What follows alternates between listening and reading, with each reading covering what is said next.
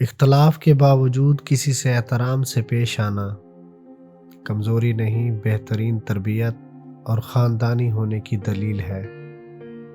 لوگوں سے دھوکہ کھانے کے بعد بعض دفعہ انسان اتنا محتاط ہو جاتا ہے کہ اچھے لوگوں سے بھی ڈرنے لگتا ہے۔ انسان کی فطرت ہے، وہ کسی بھی چیز کی دو بار قدر کرتا ہے، ملنے سے پہلے اور کھو دینے کے بعد۔ انسان بھی کتنا عجیب ہے، دوسروں کو تکلیف میں دیکھ کر کہتا ہے جیسی کرنی ویسی بھرنی، جب خود تکلیف میں ہوتا ہے تو کہتا ہے آزمائش تو اللہ کے محبوب بندوں پر ہی آتی ہے۔ جن لوگوں نے آپ کو دکھ دیے ان کو بھلا دیں، لیکن جو انہوں نے سبق دیے ان کو یاد رکھیں۔ زندگی میں ہمیشہ دو باتیں یاد رکھنا: جب غصہ آئے تب کوئی فیصلہ مت کرنا، جب خوش ہو تب کوئی وعدہ مت کرنا۔ اپنوں کو جب کسی بات کا احساس دلانے کی نوبت آ جائے تو وہ اپنے نہیں رہتے۔ بات کرنے کا مزہ ان لوگوں سے آتا ہے جن سے بات کرنے سے پہلے سوچنا نہ پڑے۔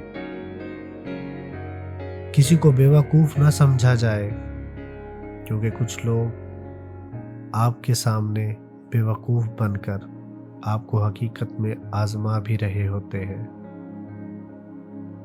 مسلسل اہمیت دینے کے باوجود بھی اگر رشتے بے قدرے اور بدمزاج ہو رہے ہیں تو کوئی ملامت نہیں، تب رہنے کی بہترین جگہ حدود ہے۔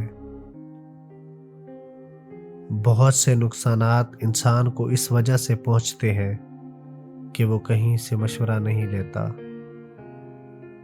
میں نے بہت سے انسان دیکھے ہیں جن کے بدن پر لباس نہیں ہوتا، اور بہت سے لباس دیکھے ہیں جن کے اندر انسان نہیں ہوتا۔ وقت سکھا دیتا ہے انسان کو جینے کا ہنر، پھر کیا نصیب، کیا مقدر اور کیا ہاتھ کی لکیریں۔ کچھ لوگ اس وقت اعتبار توڑ جاتے ہیں جب ہم ان کی وفاداری کی مثالیں دے رہے ہوتے ہیں۔ جب مشکل وقت آتا ہے تو ہم اپنوں کی تلاش کرتے ہیں، لیکن جن کو تلاش کرنا پڑے وہ اپنے نہیں ہوتے۔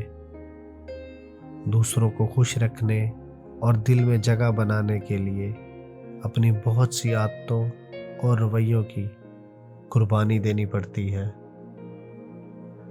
بہترین ہم سفر کی سب سے بڑی خاصیت یہ ہے کہ آپ اس سے اختلاف اور ناراضگی کے باوجود بھی آپ کا خیال رکھنا اور فکر کرنا نہیں چھوڑتا۔ رشتوں کی فکر کرنا چھوڑ دو، جس نے جتنا نبھانا ہوگا وہ اتنا ہی نبھائے گا۔ لوگوں کے خوف سے حق کی بات کہنے سے نہ رکو، کیونکہ نہ کوئی موت کو قریب کر سکتا ہے اور نہ کوئی رزق کو دور کر سکتا ہے۔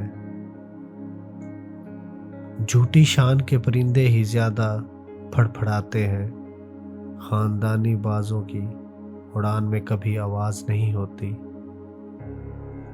انسان مر جاتا ہے، یادیں نہیں مرتی، اور پھر ہمارے پاس بس دو چیزیں باقی رہ جاتی ہیں، ایک صبر اور دوسری تڑپ۔ صبر ہمارے اختیار میں ہے اور تڑپ پر ہمارا کوئی بس نہیں چلتا۔ اچھے انسان کی سب سے پہلی اور سب سے آخری نشانی یہ ہے کہ وہ ان لوگوں کی بھی عزت کرتا ہے جس سے اس قسم کے مفاد کی توقع نہیں ہوتی۔ منافقت بھی منہ کی بدبو کی طرح ہوتی ہے، اپنی کا پتہ نہیں چلتا اور دوسروں کی بری لگتی ہے۔ ملازم بڑا ہی تابعدار تھا، مالک نے خوش ہو کے اس کی 5,000 تنخواہ بڑھا دی۔ تابعداری میں فرق نہیں آیا، لیکن وہ بہت زیادہ مشکور بھی نہیں ہوا۔ مالک کو بڑا غصہ آیا کہ میں نے اس کی تنخواہ بڑھائی، لیکن یہ ہے کہ اچھے سے شکریہ بھی ادا نہیں کیا۔ اس نے اگلے ماہ تنخواہ 5,000 کم کر دی۔ ملازم کی تابعداری اب بھی وہی رہی، کوئی شکایت نہیں کی۔